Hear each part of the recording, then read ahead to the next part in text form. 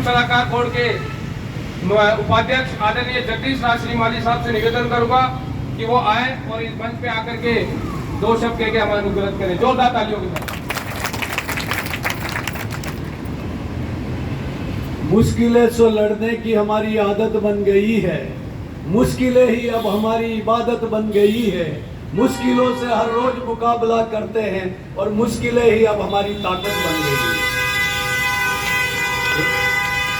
राजस्थान श्रम कल्याण भवन के इस शुभारंभ पर हमारे राजस्थान के सार्वजनिक निर्माण मंत्री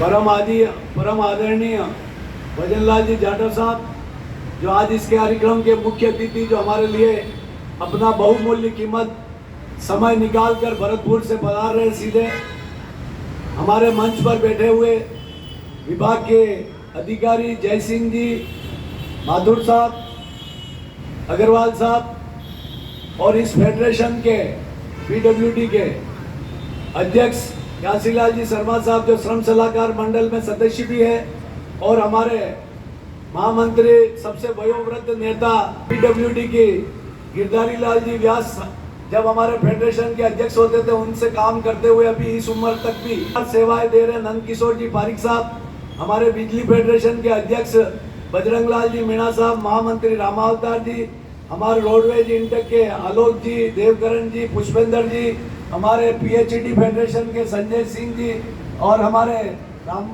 हमारे गुजर साहब, रामा किशन जी गुजर साहब, हमारे जयपुर जिला इंटेक के अध्यक्ष जीवन जी गुजर, असीम चांदी शहर के अध्यक्ष, हमारी महिला इंटेक की कौशल्या कुंवर जी, हमारे धन सिंह जी राजावत, और तमाम सभी आए हुए इंटेक के पदाधिकारीगण, जिनका नाम नहीं ले पाया हूँ, जिनका जुबा पे आ गया नाम, जुबा पर जिनका नाम नहीं आया, वो दिल में रखते हुए आप सबका नमस्कार, अभिवादन। सर्वप्रथम तो मंत्री जी को मैं बताना चाहता हूं कि हमारा बहुत बड़ा श्रम कल्याण केंद्र रेलवे स्टेशन के पास हुआ करता था, जहां बहुत बड़ा इंडोर स्टेडियम था। वहां पर खाने के लिए, अधिवेशन के लिए बहुत बड़ी जगह हुआ करती थी। और मैं 18 साल की उम्र में जब यहाँ पर जयपुर में इंटेक के प्रोग्राम में आता था, तो उसी प्रांगण में हम ठहरते थे, वहीं हमारा सारा रुकना वगैरह सारी व्यवस्था होती थी। और गिरधारी लाल जी व्यास उस समय में प्रदेश कांग्रेस कमेटी के अध्यक्ष भी थे और इंटेक के भी अध्यक्ष थे, उनके सानिध्य में वो बना था। और आज आपके सानिध्य में ये नई इमारत बनी है।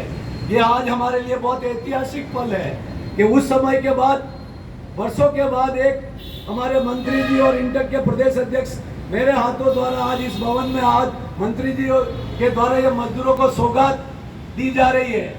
जैसा कि हमारे अभी अनिल जी ने बताया कि कैसी परिस्थितियां हुई, बहुत जद्दोजहद हुआ, लेकिन मैं मंत्री जी को बताना चाहता हूं कि पिछली सरकार में गहलोत साहब ने, मैंने एक बिरला ऑडिटोरियम में मजदूरों का बहुत बड़ा सम्मेलन किया था, और गहलोत साहब इतने प्रसन्न हुए कि उन्होंने सीएमओ में 8:30 बजे मुझे लास्ट अपॉइंटमेंट देके बुलाया। उन्होंने कहा मैंने इंटेक के प्रोग्राम जोधपुर में, उदयपुर में, सब जगह देखा, लेकिन जयपुर में मेरी जिंदगी का पहला इंटेक का अधिवेशन देखा।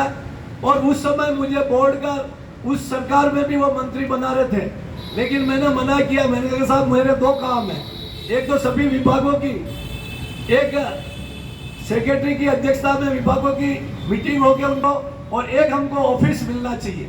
मेरे पास उस समय कोई कागज नहीं था, एक जेब में एक यूनियन का एक लिखा हुआ कागज था, उसकी फोटो स्टेट कॉपी श्रीमान पांडे जी से करवा के सीएम साहब ने एप्लीकेशन लिखवाई, और हमको वो ऑफिस यहाँ पीछे मिला। सीएम साहब ने भरत सिंह जी को लिखा, पीडब्ल्यूडी मंत्री थे, और भरत सिंह जी के यहाँ से बुलावा आया और मुझे यहाँ ऑफिस दिया गया। तब से हम श्रम कल्याण केंद्र की जगह के लिए लड़ाई लड़ते रहे। उस समय हमारे सेक्रेटरी साहब राजेश यादव जी, उनसे मैं मिला। राजेश यादव जी को मैंने कन्विंस किया, फिर राजेश यादव जी ने फाइल मंत्री जी को पुटअप की, और मंत्री जी ने स्वीकृति दी, जिसकी वजह से आज ये 70 लाख का भवन, आज मजदूरों को जो बाहर से आते हैं उनको ठहरने के लिए, जो होटलें जयपुर में आज 2000-3000 से कम नहीं मिलती, और गरीब मजदूर होटल में नहीं ठहर सकता। इसलिए हमारी मांग थी, जैसे वहाँ श्रम कल्याण केंद्र में सभी मजदूरों को सुविधा मिलती थी, केवल एक ही विभाग थी, सबको दिया जाता था, बाहर से आने वाले मजदूरों को, चाहे पीएचडी का हो, चाहे पीडब्ल्यूडी का हो, चाहे रोडवेज का हो, चाहे आंगनवाड़ी का हो, सबको मिलती थी सुविधा और सब लोग वहां पर ठहरते थे और इतनी अच्छी व्यवस्था वर्षों तक चली। लेकिन यहाँ छोटी सुविधा है, इतना बड़ा नहीं है, फिर भी 20 बेड का एक हॉल है और 2 कमरे हैं जो यहाँ पर। लेकिन मैं आपसे निवेदन करना चाहता हूँ मंत्री जी, ये वहाँ पर भी ये पूरा श्रम कल्याण केंद्र आप ही संभालते थे, नंद किशोर जी पारिक वहीं बैठते थे और घासीलाल जी शर्मा, आज उसको सही सलामत चलाने के लिए भी हमको सही व्यक्तियों के हाथों में इसको सौंपना पड़ेगा। कोई इसका मिसयूज नहीं करे, गलत दुरुपयोग नहीं करे या कोई नशे का प्रयोग नहीं करे, सरकारी संपत्ति की रक्षा करे, कोई हानि नहीं पहुंचाए। इसलिए नहीं कि सही लोगों को इसको संचालन की जिम्मेदारी आप अधिकारियों को के निर्देशित दिलावे, ताकि जैसे वर्षों तक हमने वहाँ संचालन किया जैसे यहाँ पर भी सुचारू रूप से हो सके। मैं मंत्री जी से एक निवेदन करूंगा कि यहाँ के विभाग की कुछ समस्या है जो अशोक जी गहलोत साहब ने घोषणा कर दी लेकिन लंबित है। 2013 में मंत्रिमंडल का निर्णय हुआ था कि पढ़े लिखे बेलदारों को जो 10वीं से BA तक पढ़े उनको मुंशी के पद पर पदोन्नति उसको लागू किया जाए। माननीय मुख्यमंत्री जी के बजट घोषणा 2022 में 22-23 की अधीनस्थ राज्य कर्मचारियों को 1995 का नोटिफिकेशन जारी कर दिया। इसके बाद भी फाइनेंस के आदेश जारी करने बाकी है। ये आदेश जारी हो जाएंगे तो कई लोगों को इसका लाभ मिलेगा जो आपको ये कर्मचारी हमेशा याद रखेंगे। अब मैं निवेदन करूंगा कि हमारे बीच में जिन्होंने वर्षों तक पीडब्ल्यूडी के कर्मचारी और अधिकारियों के साथ तालमेल बिठाकर सेवाएं दी है, हमारे नंद किशोर जी पारिक साहब और घासीलाल जी शर्मा साहब का मंत्री जी द्वारा उनका सम्मान करवावे, ताकि ये लोगों में एक मिसाल है कि इन्होंने वर्षों तक सेवाएं दी है। तो मैं नंद किशोर जी को ऊपर और इनको साफा फैलाकर हमारे मंत्री महोदय सम्मान करेंगे। नंद किशोर जी।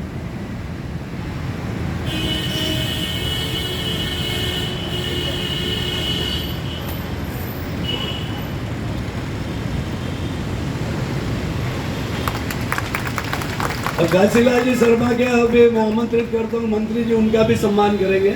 इन्होंने बहुत भूख प्यास काटी साहब इस लड़कर इस बिल्डिंग को बनाने में रात दिन एक किया। आपके पास भी ये 50 बार आए और आपको भी बहुत परेशान किया इन्होंने, लेकिन आपने इनकी बात रख के आज ये उद्घाटन करके सम्मान किया है। हम चाहते हैं तो ऐसे जो हमारे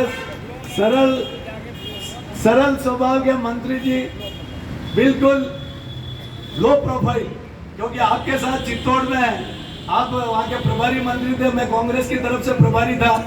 तो हमने 3 चुनाव नगर पालिका के बेगू, निम्बाड़ा और चित्तौड़ के साथ मिलकर इस पार्टी को जीत दिलाई। आपका कार्य करने का इतना ही पूर्ण काम करने का तरीका, मैं आपसे काफी प्रभावित हूँ। ऐसे हमारे मंत्री जी से मैं अपेक्षा करता हूं कि हमारे पीडब्ल्यूडी फेडरेशन जो हम एक अधिवेशन करने वाले थे और आपको बुलाना चाहते थे, पर अब समय निकल चुका है, आचार संहिता लगने वाली है, तो फिर भी अगर आप समय देंगे, अभी कभी भी आप अक्टूबर में तो एक प्रदेश का अधिवेशन आपके द्वारा हो जाए, ताकि इंटेक के सारे कर्मचारी प्रदेश के जाएंगे तो चुनावी समर में आप संदेश देंगे तो वापस कांग्रेस की सरकार बनाने में बहुत योगदान रहेगा। आप सब ने यहाँ बुलाकर हमारा मान सम्मान किया, इसके लिए बहुत बहुत धन्यवाद देते हुए इन 2 पंक्तियों से अपनी वाणी को विराम दूंगा। इतनी सी बात हवाओं को बताए रखना, रोशनी होगी चिरागों को जलाए रखना, लहू देकर हिफाजत की है शहीदों ने इस देश, इस माटी और पीडब्ल्यूडी विभाग का गौरव सदैव बनाए रखना। जय हिंद, जय भारत।